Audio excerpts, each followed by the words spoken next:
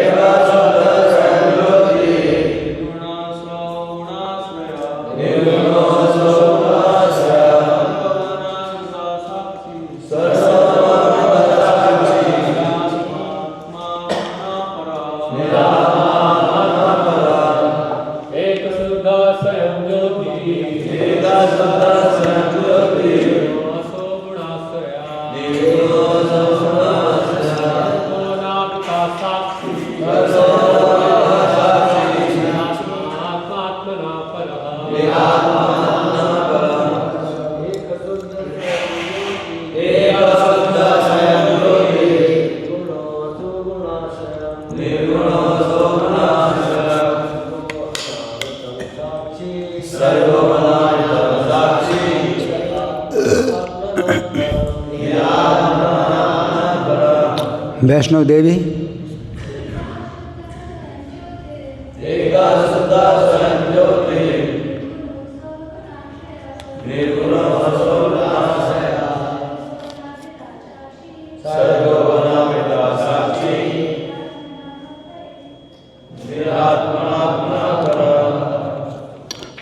शब्दार्थ बोलिए।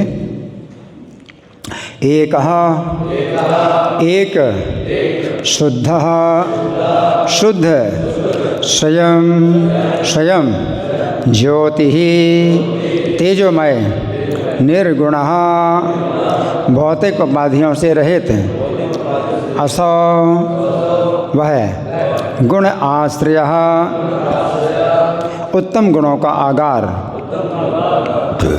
सर्वगः सर्वत्र जाने में समर्थ अनावृतः अनाच्छादित साक्षी गवाह है निरात्मा किसी अन्य आत्मा के बिना आत्मनः शरीर तथा मन को परः दिव्य। अनुवाद मेरे पीछे बोलिए। आत्मा एक शुद्ध अभौतिक तथा स्वयं तेजमय है। वह समस्त उत्तम गुणों का आगार एवं सर्वव्यापक है। वह किसी भौतिक आवरण से रहित और समस्त कार्यों का साक्षी है। वह अन्य जीवात्माओं से सर्वथा भिन्न तथा समस्त देहधारियों से परे है। तो तात्पर्य पढ़ने से पहले समझेंगे श्लोक। ये श्लोक कौन कह रहे हैं? स्वयं भगवान बोल रहे हैं। किससे बोल रहे हैं? पृथु महाराज से बोल रहे हैं। स्वयं भगवान बोल रहे हैं, पृथु महाराज से बोल रहे हैं, है ना। तो इस समय पृथु महाराज कहाँ पर हैं? यज्ञशाला में। यज्ञशाला में हैं। और भगवान किस लिए आए हैं पृथु महाराज के पास? इंद्र के साथ में मित्रता कराने के लिए। इंद्र से शत्रुता क्यों हो गई पृथु महाराज की? घोड़ा बार बार चोरी कर रहे हैं। इंद्र घोड़ा बार बार चोरी कर रहे हैं, तो यज्ञ को होने नहीं दे रहे हैं। यज्ञ होने नहीं दे रहे हैं। क्यों यज्ञ क्यों नहीं होने दे रहे हैं? 100 यज्ञ पूरे हो जाएंगे तो शतक क्रतु कहलाएंगे। और इंद्र ने पहले से 100 यज्ञ किए हैं। तो 100 यज्ञ का जो है उन्होंने जो रिकॉर्ड बनाया अपना, इंद्र का पद पाया है। तो अब जो है ये भी अपना रिकॉर्ड बना लेंगे 100 यज्ञ करने का। तो हमारा जो है प्रभाव कम हो जाएगा, हमारा यश कम हो जाएगा। तो इनको रिकॉर्ड नहीं बनाने देना 100 यज्ञ का। मेरा पहले से रिकॉर्ड बना है, वो रिकॉर्ड तोड़ देगा ये। तो इंद्र इसलिए घोड़ा बार बार चुराता है है ना। और उस समय पृथु महाराज ने सोचा कि इंद्र का मैं खुद वध करूँगा, इंद्र का खुद मैं वध करूँगा। तो उस समय जो यज्ञ कराने वाले थे या ऋतु थे, तो उन्होंने पृथु महाराज से कहा कि नहीं आप मत उठिए, क्योंकि आप यजमान हैं, यज्ञ में आप बैठे हुए हैं, तो आप जो है उठ नहीं सकते यज्ञ से। लेकिन आप जो कार्य करना चाहते हैं वो हम कर देते हैं, हम ही कर देते हैं वो कार्य। कैसे करेंगे? मंत्र पढ़ेंगे और इंद्र को हवन कुंड में गिरा देंगे,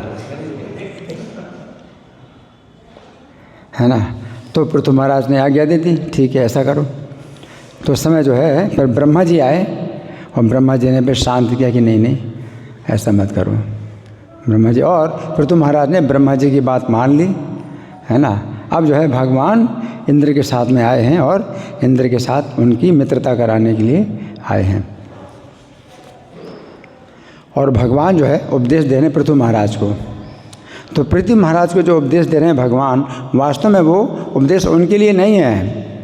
वे तो जो है मतलब पूर्ण भक्त हैं और शुद्ध भक्त हैं। और शुद्ध भक्ति हृदय में तो भगवान क्या करते हैं? ददामि बुद्धि योगम तम ये न माम उपयाम, बुद्धि योग प्रदान करता हूँ, है ना। है और अज्ञान का नाश करने के लिए ज्ञान का दीपक जलाता हूँ, हृदय के अंदर से ही ज्ञान देता हूँ। भगवान जो है अब पृथु महाराज से इंद्र की संधि कराने के लिए जो आए हैं वो एक लीला है, भगवान की लीला है ना। मद्भक्ता नाम विनोदार्थम करोमि विविधा क्रिया, अपने भक्तों को आनंद देने के लिए विविध प्रकार की लीलाएं करता हूँ। तो भगवान लीला कर रहे हैं और पृथु महाराज को जो उपदेश दे रहे हैं वो हम लोगों के लिए है, पृथु महाराज के लिए नहीं है, हम लोगों के लिए है ना। तो भगवान जो है पृथु महाराज से ये कह रहे हैं, ये कह रहे हैं कि तुम्हें इंद्र से जो है शत्रुता नहीं करना चाहिए, है ना।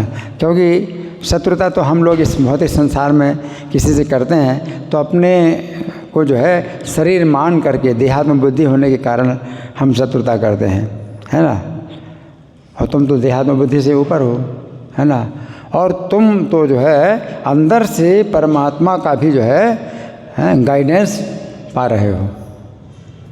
पृथु महाराज को भगवान कह रहे हैं कि तुम तो अंदर से मैं ही जो है तुम्हारे हृदय के अंदर क्या कर रहा हूँ, ज्ञान का दीपक जलाता हूँ, अज्ञान को नष्ट करने के लिए ज्ञान का दीपक जलाता हूँ।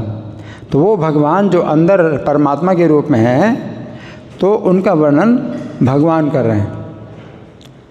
भगवान जो है परमात्मा के रूप में जो प्रत्येक जीव के हृदय में है, तो अपना परमात्मा रूप का वर्णन कर रहे हैं भगवान, है ना। तो भगवान जो है यहाँ पर जो शब्द बोल रहे हैं, पहले हम तात्पर्य पढ़ेंगे, इसके बाद फिर कुछ और चर्चा करेंगे। तो प्रभुपाद ने क्या कहा है तात्पर्य में, श्रील प्रभुपाद की जय। पिछले श्लोक में 2 महत्वपूर्ण शब्द आए हैं। प्रभुपाद पिछले श्लोक की बात कर रहे हैं। पिछले श्लोक का मतलब श्लोक संख्या कितना, 6। श्लोक संख्या 6 में 2 महत्वपूर्ण शब्द आए हैं। असंसक्ता अर्थात बिना आसक्ति के, तथा बुधा अर्थात हर वस्तु को जानने वाला। तो पिछले श्लोक के ये असंसक्ता श्लोक का सबसे पहला शब्द है, और बुधा शब्द श्लोक का सबसे अंतिम शब्द है। तो प्रभुपाद कह रहे हैं कि पिछले श्लोक में 2 महत्वपूर्ण शब्द आए हैं। असंसक्ता अर्थात बिना आसक्ति के, तथा बुधा अर्थात हर वस्तु को जानने वाला। तो जानने वाले से तात्पर्य है कि वो ना केवल अपनी वैधानिक स्थिति से पूर्ण रूप से परिचित हो, वरन पूर्ण पुरुषोत्तम भगवान की भी स्थिति को जाने। श्री विश्वनाथ चक्रवर्ती के अनुसार इस श्लोक में भगवान श्री विष्णु अपने अथवा परमात्मा के संबंध में वर्णन कर रहे हैं, है ना। तो विश्वनाथ चक्रवर्ती का जो है प्रभुपाद उद्धरण दे रहे हैं। तो विश्वनाथ चक्रवर्ती ठाकुर ने जो श्रीमद् भागवत की व्याख्या की है, तो उसमें विश्वनाथ चक्रवर्ती इस श्लोक का जो वर्णन कर रहे हैं, किस प्रकार से कि भगवान श्री विष्णु अपने ही परमात्मा रूप का वर्णन कर रहे हैं। आगे, परमात्मा सदैव देहधारी आत्मा से तथा भौतिक जगत से भी भिन्न है, अतः उन्हें पर कहा गया है। तो पर शब्द है इस श्लोक में, देखिए श्लोक निकालो। हाँ परा, है ना। इस श्लोक में पर शब्द है, अंत में परहा है। तो यहाँ वो भौतिक जगत से भिन्न है, अतः उन्हें पर कहा गया है। पर का अर्थ है पूर्ण पुरुषोत्तम भगवान, तथा एक का अर्थ है एक। एक का अर्थ एक है। एक शब्द कहाँ है इस श्लोक में, निकालो श्लोक। हाँ, सबसे पहला शब्द है एक। हाँ, एक का अर्थ एक है। श्री भगवान एक है, जबकि इस भौतिक संसार में आए हुए बद्ध जीव विभिन्न रूपों में रहते हैं। तो जीव अनेक हैं, जीव अनेक हैं, लेकिन परमात्मा एक है। लेकिन वो अनेक की तरह रहते हैं, प्रत्येक जीव के साथ साथ एक एक परमात्मा रहते हैं, जैसे अनेक हों। जीव अनेक हैं। आपके शरीर में जो जीव है वो मेरे शरीर में अलग है जीव, लेकिन प्रत्येक शरीर में जो परमात्मा है वो अलग नहीं है, लेकिन अलग अलग जैसे रहते हैं। तो एक है परमात्मा, तो एक कहा, है ना। आगे, ये देवता, मनुष्य, पशु, वृक्ष, पक्षी, मधुमक्खी इत्यादि रूपों में रहते हैं। ये का मतलब किसकी बात कर रहे हैं? नहीं, ये का मतलब यहाँ पिछले कि बद्ध जीव विभिन्न रूपों में रहते हैं, यानी विभिन्न शरीरों में रहते हैं। जीवों की बात कर रहे हैं। परमात्मा सब जीवों के साथ अलग अलग जैसे रहते हैं, परंतु एक ही हैं, लेकिन जीव सब अलग अलग हैं। तो ऊपर लिख रहे हैं ये सब जीव जो है देवता, मनुष्य, पशु, वृक्ष, पक्षी, मधुमक्खी इत्यादि रूपों में रहते हैं। इस प्रकार जीवात्मा एक नहीं बल्कि अनेक हैं। तो एक शब्द है परमात्मा के लिए, एक परमात्मा, जबकि जीव कितने हैं? अनेक। जीव अनेक हैं। हाँ, जैसे कि वेदों में पुष्टि की गई है, नित्यो नित्यानाम चेतनश्चेतनानाम। नित्यो नित्यानाम, नित्य एक वचन है तो परमात्मा के लिए है, और नित्यानाम बहुवचन, ये जीवों के लिए है। तो एक परमात्मा एक है, और अनेक जो जीव हैं तो उनमें सब नित्यों में से एक नित्य हैं वो। तो सब नित्य हैं, इसका मतलब क्या है कि जीव सब अलग अलग रूप से नित्य हैं, अपना व्यक्तित्व, अपने व्यक्तित्व में नित्य हैं। कि जैसे आप हैं, ये जीव आत्मा है, तो इसका पिछले जन्म में कोई शरीर था, और उसके पिछले शरीर और शरीर था और शरीर था, तो इनकी अलग हिस्ट्री है, प्रत्येक जीव की अपनी हिस्ट्री है। आप ये नहीं कह सकते हैं कि नहीं ये पिछले जन्म में कोई दूसरा मतलब किसी दूसरे जीव को बोल दोगी, नहीं, ये जीव जो है शरीर बदलता है तो जिस शरीर में रहता है तो दूसरे शरीर में फिर नहीं होता। एक शरीर छोड़ करके दूसरे शरीर में जाता है तो ये जीव अलग है और ये जीव अलग है, इसका शरीर बदलता है तो अपना इसकी अलग हिस्ट्री है। प्रत्येक जीव की अपनी हिस्ट्री है, अनेक है। तो कोई भी जीव जो है दूसरे जीव से मिलता नहीं है और कोई भी जीव परमात्मा से भी नहीं मिलता। नित्यो नित्यानाम का मतलब है प्रत्येक जीव अपने व्यक्तिगत रूप से नित्य है, ना किसी जीव से मिल करके एक हो जाएगा और ना परमात्मा से मिल के एक हो जाएगा। जो मायावादी सिद्धांत है वो गलत सिद्धांत है ना। तो नित्यो नित्यानाम चेतनस चेतनानाम, तो एक परमात्मा चेतन है और चेतना नाम बहुवचन में जितने जीव हैं वो भी चेतन है। तो एक चेतन वो है परमात्मा और जितने जीव हैं वो भी चेतन है ना, अनेक है, नित्यानाम है। आगे ऐसे जीवात्मा जो अनेक हैं और जो भौतिक संसार में बंधे हुए हैं वे शुद्ध नहीं होते। अब शुद्ध नहीं होते, यहाँ पर श्लोक निकालिए, श्लोक निकालिए। हाँ, तो श्लोक ही आप इसमें निकाली रहिए, श्लोक ही रहिए, मैं इसमें से पढ़ रहा हूँ। तो अब दूसरा शब्द है शुद्ध है, तो प्रभुपाद बता रहे हैं, क्या बता रहे हैं कि ऐसे जीवात्मा जो अनेक हैं और जो भौतिक संसार में बंधे हुए हैं वे शुद्ध नहीं होते। तो यहाँ पर शुद्ध शब्द है परमात्मा के लिए, जीवात्मा के लिए नहीं।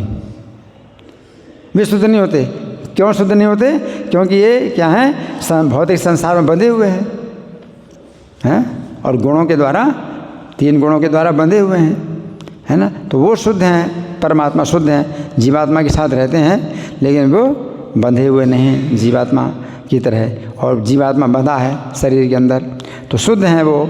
आगे किंतु पूर्ण पुरुषोत्तम भगवान शुद्ध और अनासक्त होते हैं।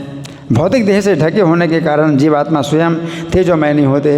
अब यहाँ पर स्वयं ज्योतिर शब्द है, तो स्वयं ज्योतिर का मतलब स्वयं ज्योति, अपना ज्ञान स्वयं अपने से आ रहा है ज्ञान, तो परमात्मा के पास है स्वयं ज्योतिर, है ना।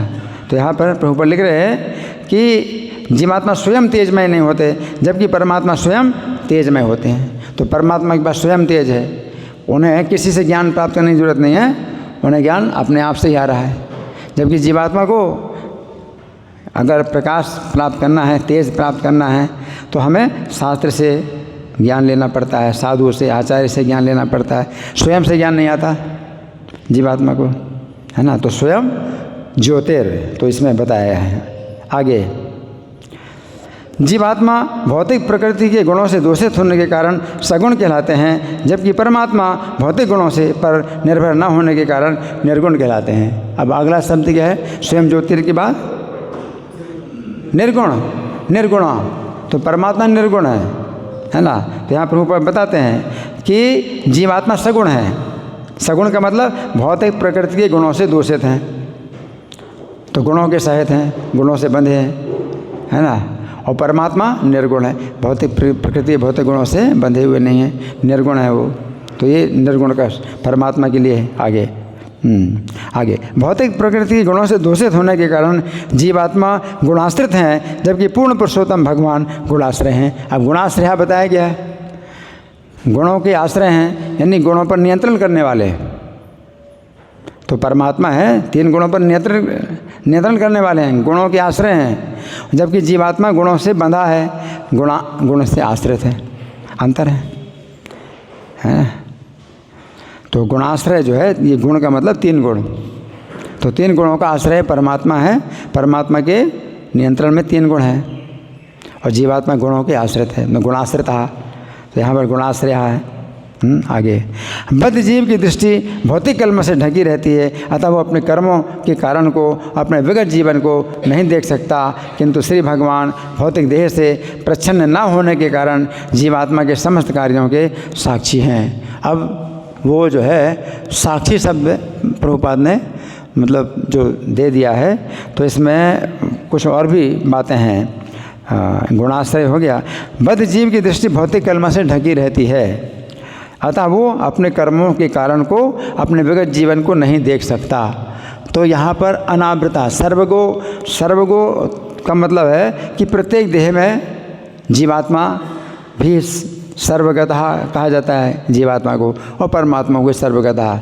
तो सर्वगतः में जो है परमात्मा की कोई विशेषता नहीं है कि जीवात्मा भी सभी जीवों में सभी देहों में जाता है और परमात्मा जीवात्मा के साथ जाते हैं। तो सर्वगतः या सर्वगः ये सब तो जीवात्मा परमात्मा दोनों के लिए है ना।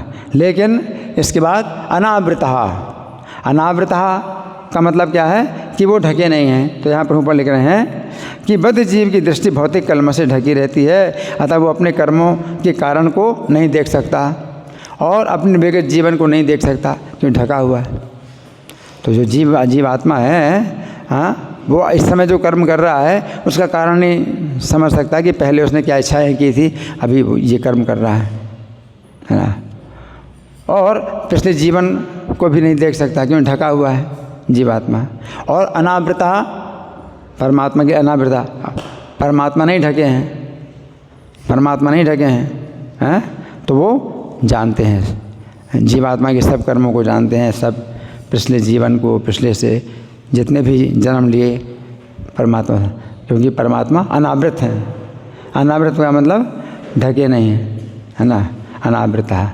इसके बाद किंतु श्री भगवान भौतिक देह से प्रच्छन्न न होने के कारण जीवात्मा के समस्त कार्यों के साक्षी हैं। अब अनावृता के बाद साक्षी, तो साक्षी का मतलब परमात्मा साक्षी हैं, जीव के प्रत्येक कर्मों को जो है जानते हैं, वो साक्षी हैं।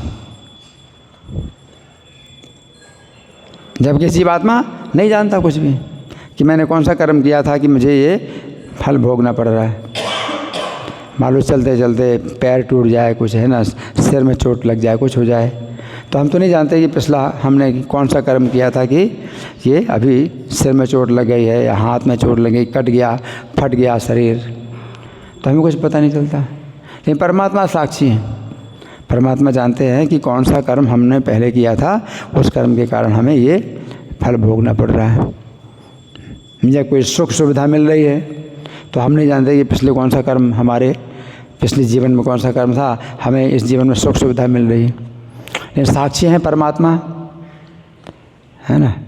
अनावृत और साक्षी एक ही मतलब जुड़े हुए एक दूसरे। अनावृत यानी वो ढके नहीं है परमात्मा, उनकी दृष्टि ढकी नहीं है, तो वो जो है जीवात्मा के सब कर्मों को जानते हैं।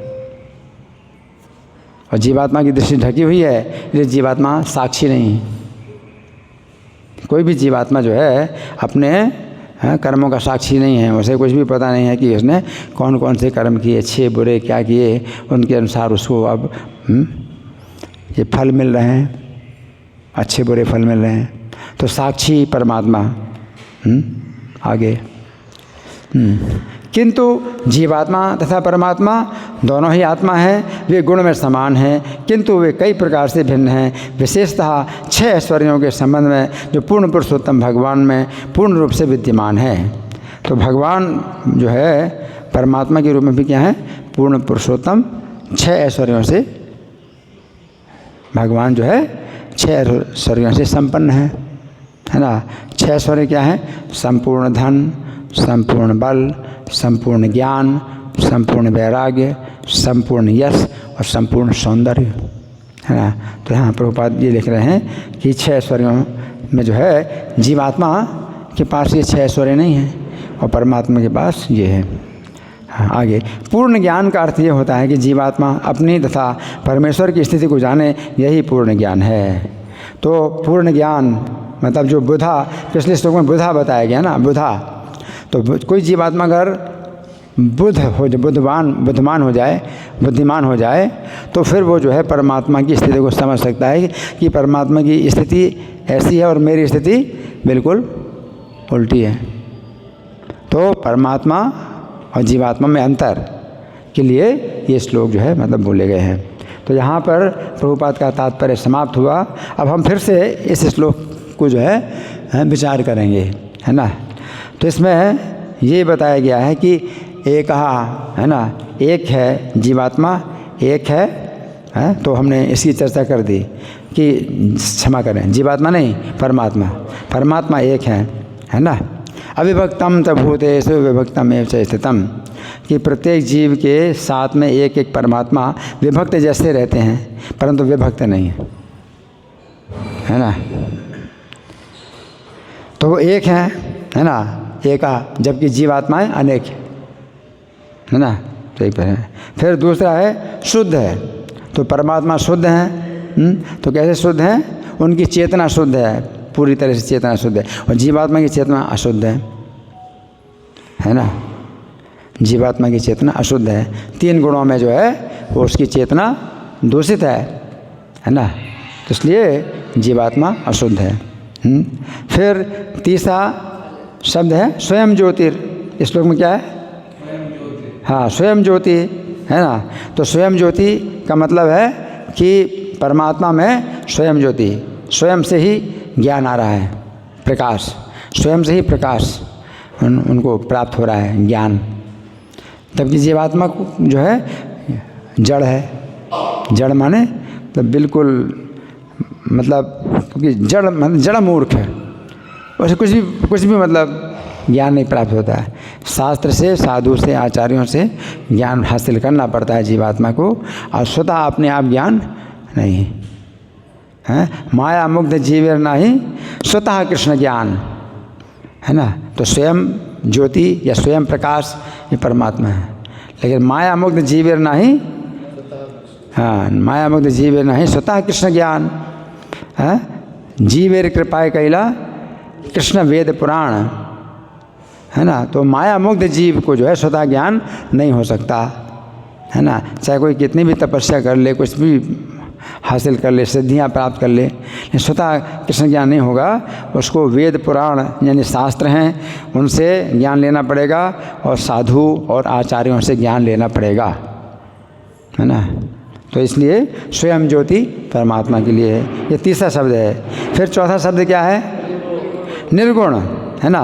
तो निर्गुण, तो लोग सोचते हैं कि निर्गुण का मतलब है कि भगवान में कोई गुण नहीं है ना। लेकिन भगवान में तो असीमित गुण हैं। योवा अनंत से गुणान अनंतान हरे विमातुम सतु बाल बुद्धि। कोई व्यक्ति अगर भगवान अनंत गुणों को अगर गिनना चाहे तो उसकी बुद्धि बच्चों जैसी है। रजान से भूमेर गणित कथनचित तथे विनय अखिल सत्व धामना। तो पृथ्वी के जितने धूल के कण हैं, चाहे शायद कोई गिन ले, पृथ्वी में धूल के कण कितने हैं कोई गिन सकता है, लेकिन शायद कोई गिन ले, लेकिन भगवान के गुणों को कोई गिन नहीं सकता। तो निर्गुणा का मतलब ये थोड़ी कि भगवान में कोई गुण नहीं, भगवान तो अनंत गुण है ना। निर्गुणा का मतलब है भौतिक प्रकृति 3 गुणों का बंधन उनको नहीं है। तो निर्गुण का मतलब ये है। तो निर्गुण और जीवात्मा है सगुण। सगुण का मतलब है गुणों से बंधा है। तो जीवात्मा 3 गुणों से बंधा है ना। ये 3 गुण जो है जीव को शरीर से बांधते हैं। सत्वम रजस तमिति गुणा प्रकृति संभवा। ये सत्वगुण, रजोगुण, तमोगुण ये प्रकृति से उत्पन्न हुए हैं। और निबध्नन्ति महाबाहो देहे देहिनम अव्ययम। भौतिक प्रकृति से 3 गुण जो उत्पन्न हुए, सत्वगुण, रजोगुण, तमोगुण, ये बांधते हैं जीवात्मा को शरीर से। जबकि जीवात्मा अविनाशी है, जीवात्मा नष्ट नहीं होता और शरीर नष्ट होता है। तो ये प्रकृति के गुणों की ये शक्ति है कि जो अविनाशी है जीवात्मा, उसको नष्ट होने वाले शरीर से बांध देता है। जीवात्मा बंध जाता है शरीर से। तो निर्गुणा ये है। फिर ये तो चौथा हो गया। अब 5वां शब्द क्या है? 5वां शब्द क्या है श्लोक में? गुणाश्रय। तो गुणाश्रय भाई परमात्मा के लिए है। तो यहाँ गुणाश्रय का क्या मतलब है? आश्रय, 3 गुणों का आश्रय है। 3 गुणों के आश्रय हैं भगवान, 3 गुणों के आश्रय हैं। और जीवात्मा के लिए इससे उल्टा शब्द है, वो क्या? गुणाश्रित। गुणाश्रित, गुणों के आश्रित हैं। कभी सत्वगुण जो है हावी होता है तो सत्वगुण में कर्म करता है, रजोगुण हावी होता है तो रजोगुण में कर्म करता है, तमोगुण हावी होता है तो तमोगुण में कर्म करता है। कार्यते हिंसा कर्म सर्वा प्रकृति जैर गुण है। जीवात्मा जो है ये प्रकृति के से उत्पन्न 3 गुणों के वशीभूत होकर के कर्म करता है, तो गुणाश्रित है, गुणों के वश में है। और भगवान परमात्मा जो है गुणाश्रय हैं।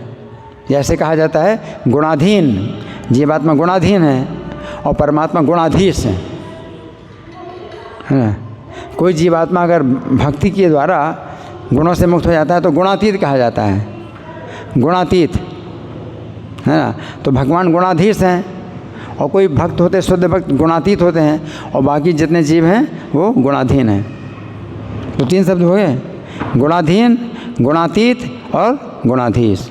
जैसे शंकर जी हैं, गुणातीत हैं, भक्ति के कारण गुणों से अतीत हैं, लेकिन गुणाधीश नहीं हैं शंकर जी, गुणाधीश विष्णु हैं, है ना।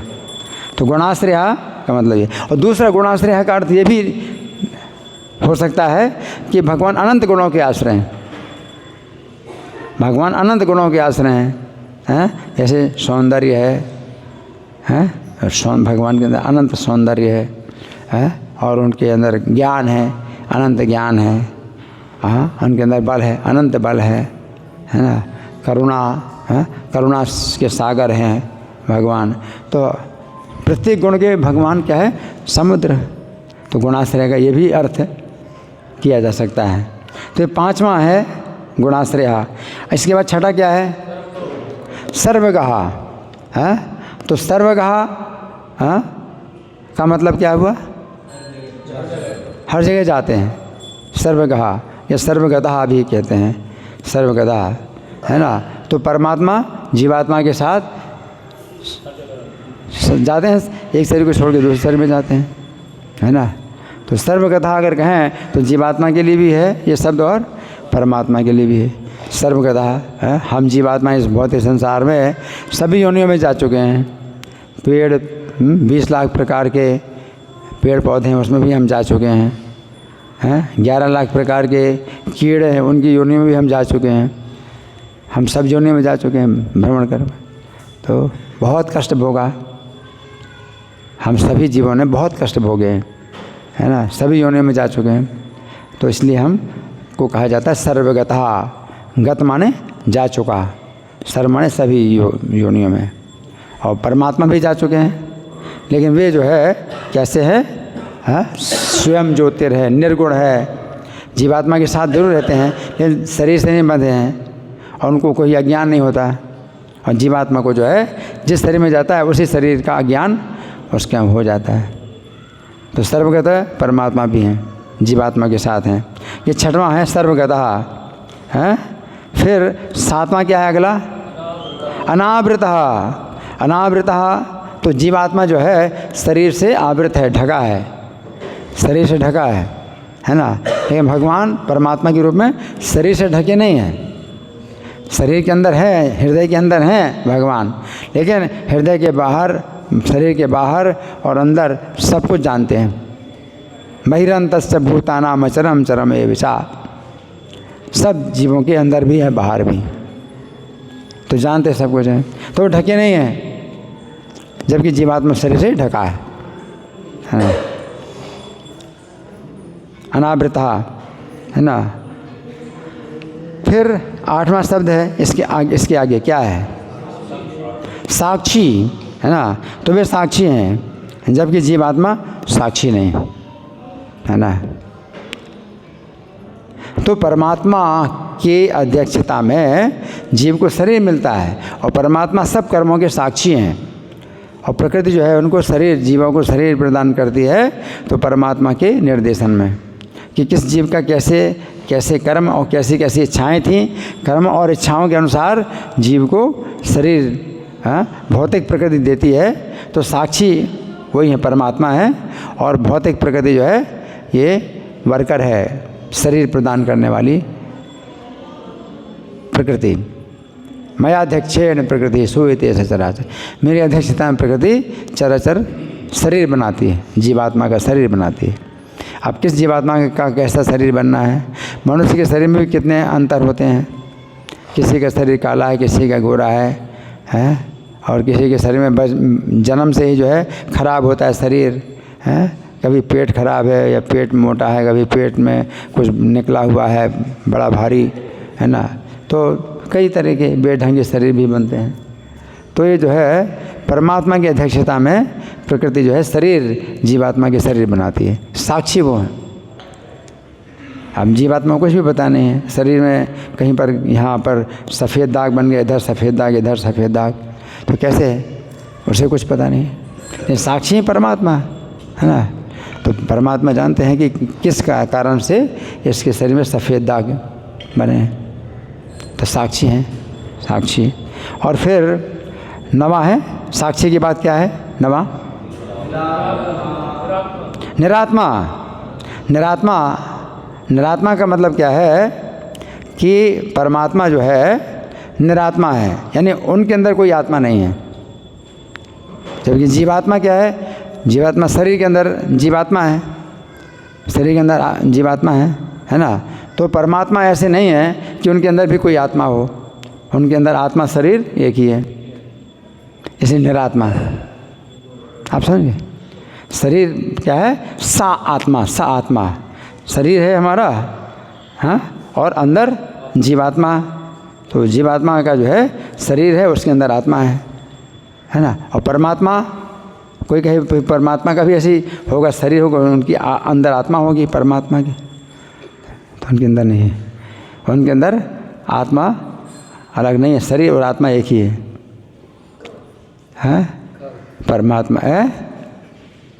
कुछ लोग कहते हैं काल बोल रहा है भगवान के, भगवान के भीतर से काल बोल रहा है, काल बोल रहा है। हाँ, तो जो इस तरह से सोचते हैं तो वो जो है बहुत, मतलब उनसे दूर रहना चाहिए। यो वेति भौतिकम देहम कृष्ण से परमात्मा, हाँ, कृष्ण है परमात्मा।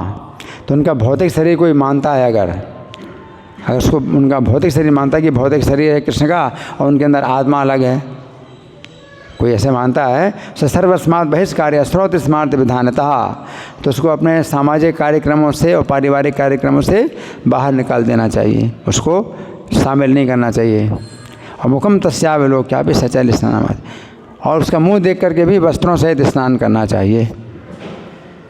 हाँ, तो निरात्मा का मतलब क्या है? उनका शरीर के अंदर कोई आत्मा नहीं है, शरीर ही आत्मा है, आत्मा ही शरीर है, निरात्मा, है ना। तो ये है ना। और जबकि जीवात्मा सात्मा है ना। जब तक आध्यात्मिक शरीर नहीं मिलता जीव को, तब तक भौतिक शरीर प्राप्त करना पड़ता है ना।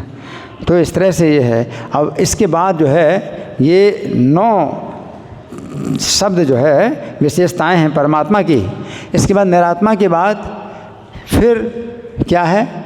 निरात्मा के बाद आत्मा आत्मनः परहा, निरात्मा आत्मा। तो आत्मा का मतलब है असो शब्द है, असो, असो शब्द है ना, असो का मतलब ये, और हाँ, आत्मा का मतलब ये आत्मा, ये आत्मा जो है यानी परमात्मा की लिखा है असो आत्मा आत्मनः परहा। आत्मनः परहा का मतलब है शरीर से परे है। यहाँ आत्मा का मतलब शरीर है, आत्मनः सर, है ना।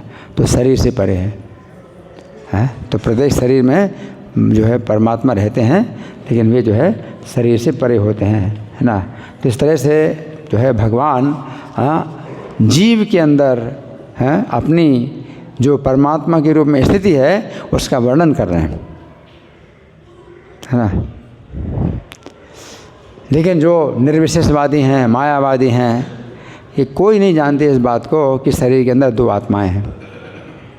शरीर के अंदर 2 आत्माएं नहीं, तो फिर वो क्या है कि सब गलत सिद्धांत पेश करते हैं, सब गलत सिद्धांत पेश करते हैं। वो क्या कहते हैं कि फिर जीवात्मा को नहीं मानते, फिर एक ही परमात्मा है सब में। अब जीवात्मा को मिटा दिया तो पूरा ज्ञान। शंकराचार्य है, शंकराचार्य कहते हैं त्वयिमयि चान्यत्रैको विष्णु व्यर्थम कुप्यमयि ऐसे विष्णु भव संचित्ता सर्वत्र त्वं वांछसि यदि अचराद विष्णुत्वम, वांछसि यदि अचराद विष्णुत्वम। तो शंकराचार्य कहते हैं तुझमें मुझमें और सर्वत एक ही विष्णु है। अब वो जीवात्मा को भूल गए, जीवात्मा को नहीं मान रहे। अब एक ही परमात्मा है, विष्णु है, तो उसमें मुझमें सब में एक ही परमात्मा विष्णु है। वो यही ज्ञान, और इसी को कहते हैं भाई अद्वैत, भाई एक ही है। हाँ।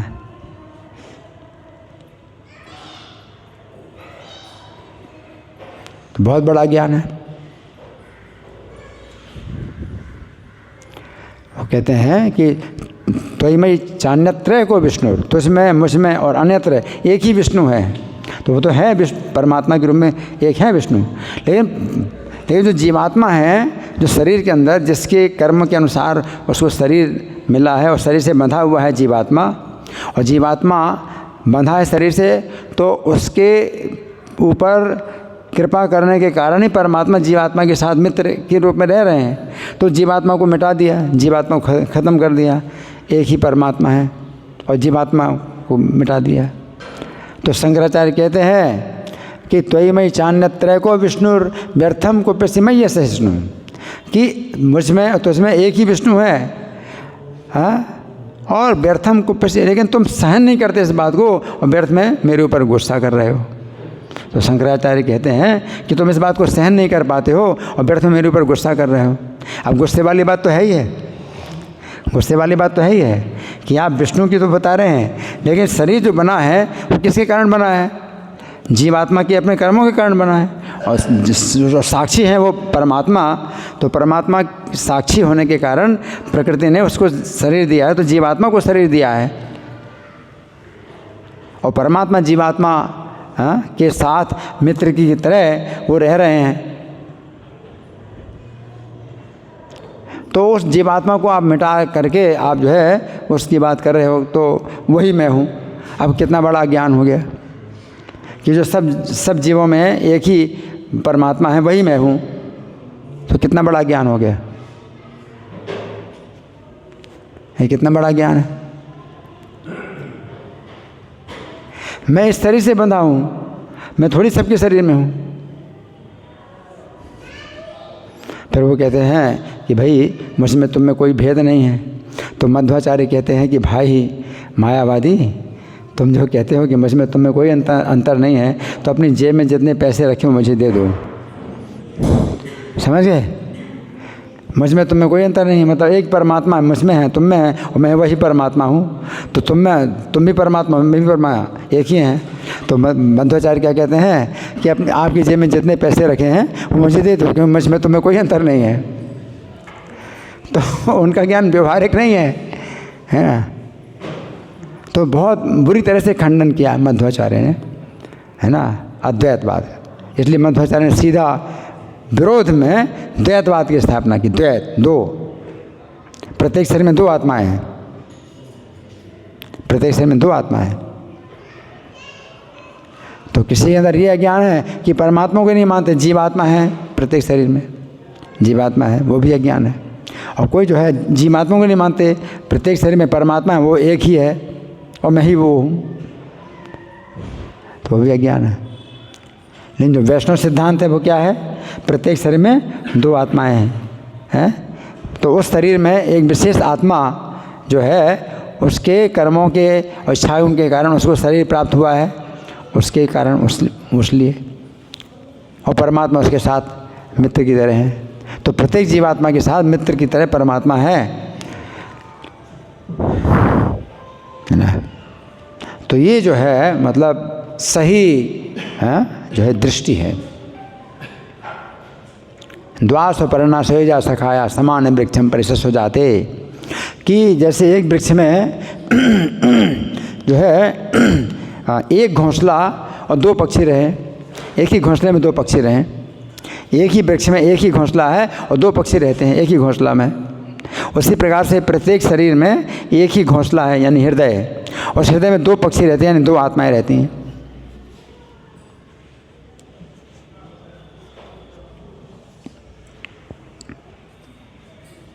द्वास परना सहजा सखाया, सहजा सखाया मतलब बराबर समान रूप से एक ही वृक्ष में दो पक्षी रहते हैं। और एक पक्षी है वो शरीर रूपी वृक्ष के फलों को खाता है, और दूसरा पक्षी जो है वो केवल साक्षी के रूप में देखता है और वो फल नहीं खाता है। तो मतलब फल भोगता है।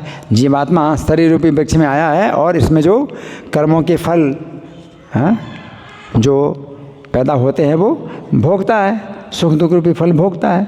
तो इस शरीर रूपी वृक्ष में प्रत्येक शरीर एक वृक्ष के समान है, उसमें जो जीवात्मा है वो इस शरीर से, शरीर रूपी वृक्ष से जितने फल पैदा होते हैं सब उसको खाना पड़ता है। और परमात्मा जो है साक्षी के रूप में देखता है, और जो जीवात्मा है वो अशांत रहता है हमेशा, ये सुख दुख रूपी फलों को खाता है, अशांत रहता है। और जबकि परमात्मा स्वस्थ रहता है, वो फलों को नहीं खाता और स्वस्थ रहता है। स्पष्ट ये सब वेद मंत्र हैं, वेद मंत्र बिल्कुल स्पष्ट है।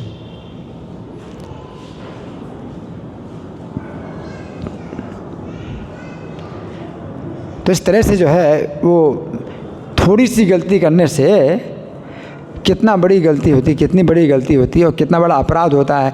मायावादी कृष्ण अपराधी, वो कृष्ण का ही अपराध कर रहे हैं, क्योंकि अपनी पहचान वो जो है परमात्मा के साथ कर रहे हैं। जीवात्मा परमात्मा में कितना अंतर है?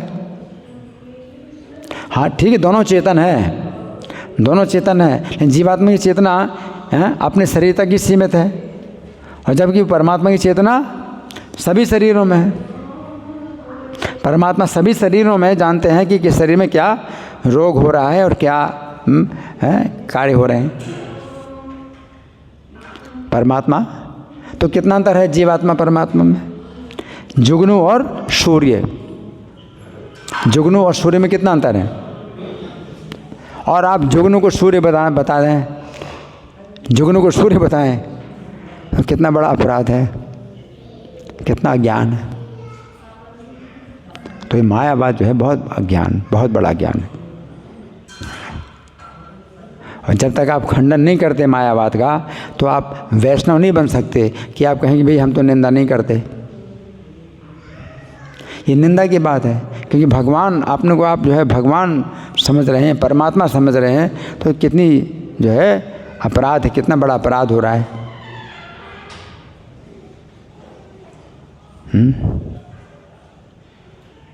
तो शंकराचार्य ही कह रहे हैं कि भाई मुझमें तो मैं और सर्वत्र एक ही विष्णु है, मतलब कोई जीवात्मा है ही नहीं, एक ही विष्णु है।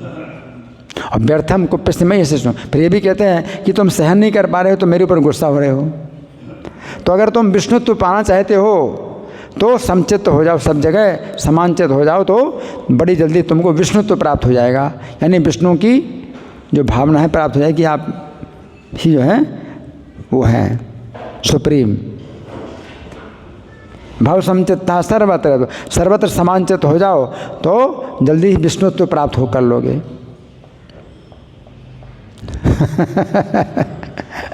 तो ये है ना, ऐसे शब्दों के जाल से जो है ऐसा जो है उन्होंने फंसाया है शंकराचार्य ने, है ना।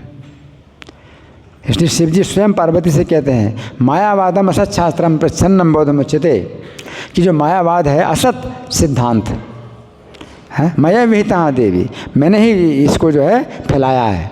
कलो ब्राह्मण मूर्ति ने, कलयुग में ब्राह्मण की रूप में मैंने ही इस मायावाद सिद्धांत को फैलाया है जो गलत है। तो शिव जी कह रहे हैं, ठीक है ना। तो हम जितने भी वैष्णव आचार्य हैं सब मायावाद का खंडन करते हैं, अद्वैतवाद का खंडन करते हैं। जिसमें शंकराचार्य, हम मध्वाचार्य जिनकी हम परंपरा में है, वो जो है मतलब बहुत कठोरता से खंडन करते हैं मायावाद का, तीव्र तीव्र खंडन करते हैं मध्वाचार्य, है ना। तो सीधे कहा द्वैतवाद, उनका जो है पूरा विरोध किया है, ठीक है। तो अब आप लोगों की ओर से कोई प्रश्न है? अभी तो 9 बज गया, समय नहीं है, फिर भी आपका प्रश्न जी बोलिए, बिना माइक के बोलो। अच्छा,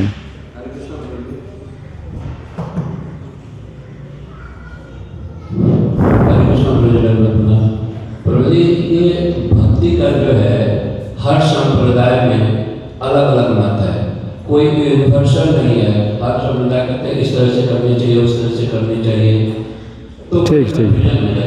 देखिए, ये भक्ति में जो है क्या है कि जो सिद्धांत है एक मत हैं। वैष्णव के जो है जो जितने भी मत बताए गए हैं, जैसे अद्वैत, ये शंकराचार्य का अद्वैत मत के विरोधी हैं सभी, अद्वैत मत के विरोधी हैं, है ना। तो जैसे रामानुजाचार्य ने विशिष्ट अद्वैत मत दिया है, मध्वाचार्य ने द्वैत मत दिया, और निम्बार्काचार्य ने द्वैत अद्वैत मत दिया, और विष्णु स्वामी ने शुद्धाद्वैत मत दिया। तो ऐसे लगता है कि अलग अलग मत हैं। तो वो जो है वो कुछ बातों में अगर मतलब भिन्नता है, लेकिन मूल रूप में वो यही मानते हैं कि जीव जो है भगवान का सनातन नित्य सेवक है। जीवेर स्वरूप है कृष्ण नित्य दास। प्रत्येक जीव जो है कृष्ण का नित्य सेवक है। बाकी अब जो है डिटेल में अगर मान लो कुछ अंतर हो जाए तो वो कोई अंतर नहीं माना जाता, ठीक है। जैसे चैतन्य महाप्रभु अचिंत्य भेदाभेद तत्व दिया, अचिंत्य भेदाभेद तत्व ये और ज़्यादा जो है भगवान की शक्तियों की व्याख्या करता है, अचिंत्य भेदाभेद, है ना। लेकिन इसमें क्या है कि मूल रूप में जो है कुछ भी अंतर नहीं है, केवल अद्वैत मत के विरोधी हैं। जीवात्मा और परमात्मा प्रत्येक शरीर में है। तो जितने भी वैष्णव सिद्धांत हैं, वैष्णव सिद्धांत जो है ये है ये, ठीक है ना। बस यही है कि शंकराचार्य का विरोध ना करने के कारण कि भाई शंकराचार्य का बहुत ज़्यादा जो है मतलब प्रभाव है, तो सीधे खंडन ना करने के कारण विशिष्ट अद्वैत रामानुज ने विशिष्ट अद्वैत मत दे दिया है नाम से, कि भाई अद्वैत को जो है ना खंडन करके विशिष्ट अद्वैत नाम दे दिया, है ना। जैसे निम्बार्काचार्य ने द्वैत अद्वैत मत, तो अद्वैत उसमें कर दिया और द्वैत भी, तो शंकराचार्य का खंडन ना करने के लिए द्वैत अद्वैत, और शुद्ध अद्वैत विष्णु स्वामी शुद्ध अद्वैत को जो है फिर भी बनाए रखा और उसमें कुछ शब्द जोड़ दिए, तो सभी। लेकिन मध्वाचार्य ने सीधे खंडन किया, क्या द्वैत, अंतर केवल ये है ना। जैसे कोई शिष्टाचार के कारण भाई आपकी बात का खंडन ना करने के लिए मैं घुमा करके मतलब बोलूँगा, है ना, तो आपकी बात का खंडन भी ना हो और हमारी बात भी जो है मतलब स्थापित हो जाए। तो इस तरह से किया। लेकिन मध्वाचार्य सीधे विरोधी हैं, सीधे काटते हैं, बस यही चीज़ है, और कोई बात नहीं, ठीक है। हाँ जी। एक और है प्रभु जी, एक जगह हम डोनेशन के कलेक्शन के पर्पज से गया था, तो उन्होंने ये बताया, जैसे हम लोग हरे कृष्ण महामंत्र करते हैं, तो उन्होंने बताया नहीं राधा सबसे बड़ा है हरे कृष्ण। तो ये कन्फ्यूजन हो जाता है कि इसका जवाब दो। देखिए, वो ऐसा है कि निम्बार्क संप्रदाय में राधे कृष्ण राधे कृष्ण राधे राधे, और राधे श्याम श्याम श्याम राधे राधे, वो इसे करते हैं। तो उसमें कुछ मतलब ऐसा वो नहीं है कि भाई ये नहीं है वो नहीं है, इसमें कोई विरोध नहीं है, इसमें कोई विरोध नहीं है। वो अगर इस तरह से कर रहे हैं तो उनकी भी पद्धति में कोई दोष नहीं है। हम हरे कृष्ण मंत्र कर रहे हैं, तो हरे कृष्ण मंत्र में क्या है कि राधा का नाम हम नहीं ले रहे हैं, तो ये पूरी दुनिया में फैल रहा है हरे कृष्ण मंत्र। क्यों? क्योंकि लोगों की चेतना अशुद्ध है। तो हरा ये राधा रानी के लिए आता है, लेकिन सीधे राधा शब्द नहीं आ रहा। तो चेतना इतनी अशुद्ध है लोगों की, तो जैसे वृंदावन में लोग राधे राधे बोलते हैं, या हम दिल्ली में नहीं राधे राधे बोलते हैं, लोगों की चेतना बहुत अशुद्ध है। तो राधा रानी का नाम हम नहीं लेते हैं, राधा रानी का नाम ले रहे हैं हरा कह करके, हरा राधा रानी का नाम है, संबोधन में हरे शब्द आता है। तो अंतर कुछ नहीं है, लेकिन ये फैल रहा है बहुत तेज़ी से हरे कृष्ण, ठीक है ना। तो उसमें कोई अंतर नहीं है, ठीक है। और कोई इधर आपने हाथ उठाया है? किसने हाथ उठाया था? और कोई है? नहीं है? है? आपको बोलना है प्रथम प्रिया? अब छोड़ दो, हाथ उठाया तब नहीं उठा रहा अब तो अब डर गया या क्या कारण है, विचार बदल गया, ठीक है। धन्यवाद। ग्रंथराज श्रीमद् भागवतम की जय, श्रील प्रभुपाद की जय। हरे कृष्णा। श्री कृष्ण की